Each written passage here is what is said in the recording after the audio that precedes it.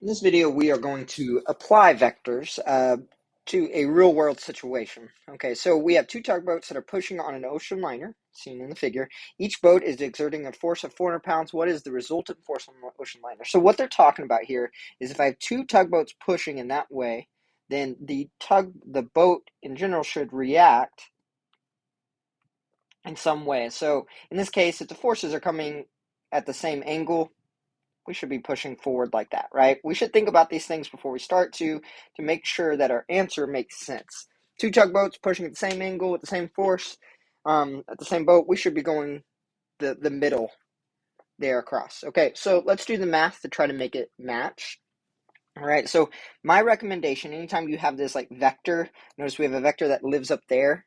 Remember, they can live anywhere they want. Vectors don't have a place. So what I'm going to do anytime I do this is I actually go ahead and I put an XY plane. Let's make that a little better.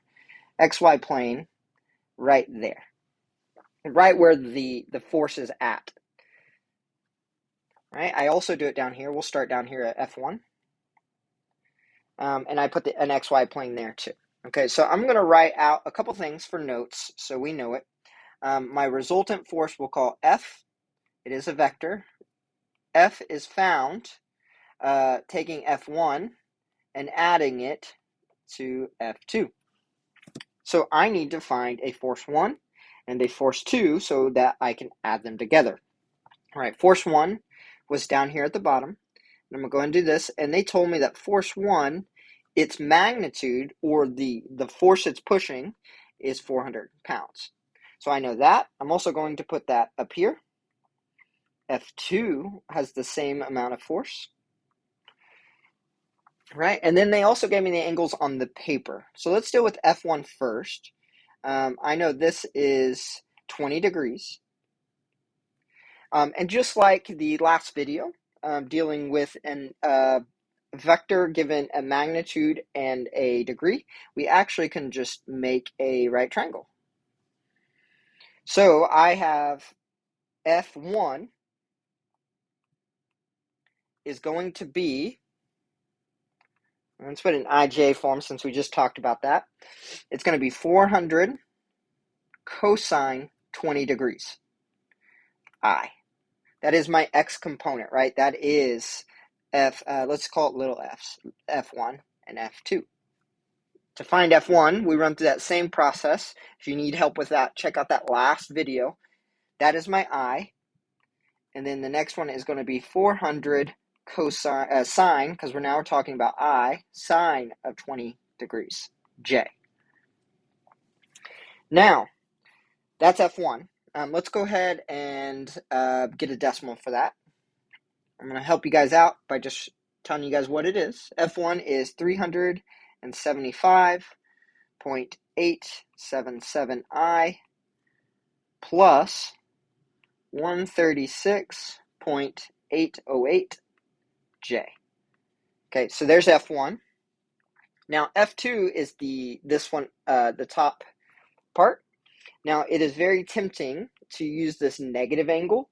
My advice for you, if you're not great at trig, because you would need to know if you're going to use negative 20, you got to decide, the numbers are going to come out, but the signs aren't going to be totally right.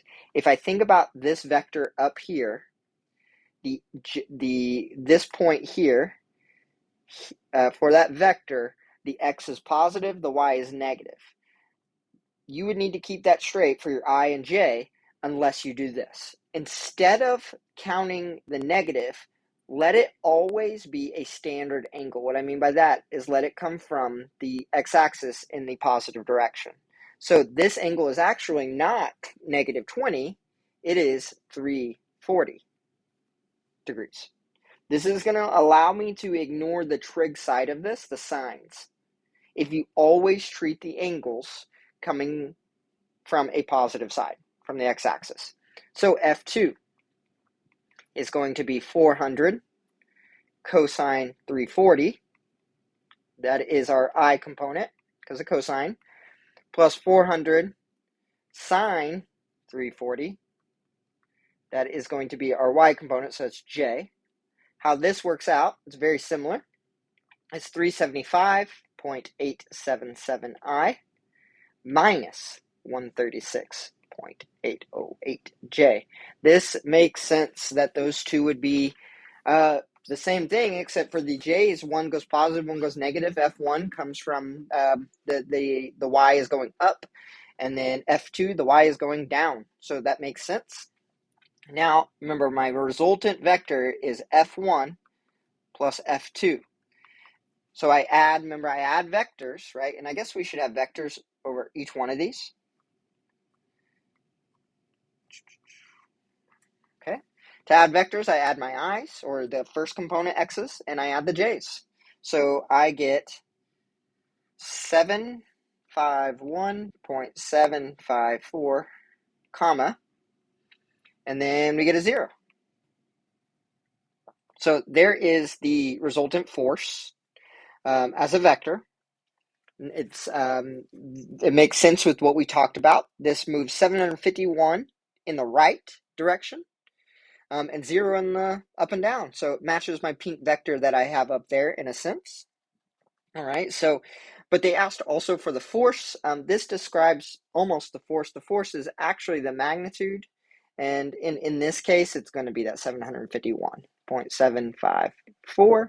And this is in pounds because that's what they gave me originally. So if I want to find the force itself, I got to find the magnitude. If I just want a force vector, I find the vector and leave it. All right, it's a pretty neat application. This is where a lot of it's going to be helpful for you guys.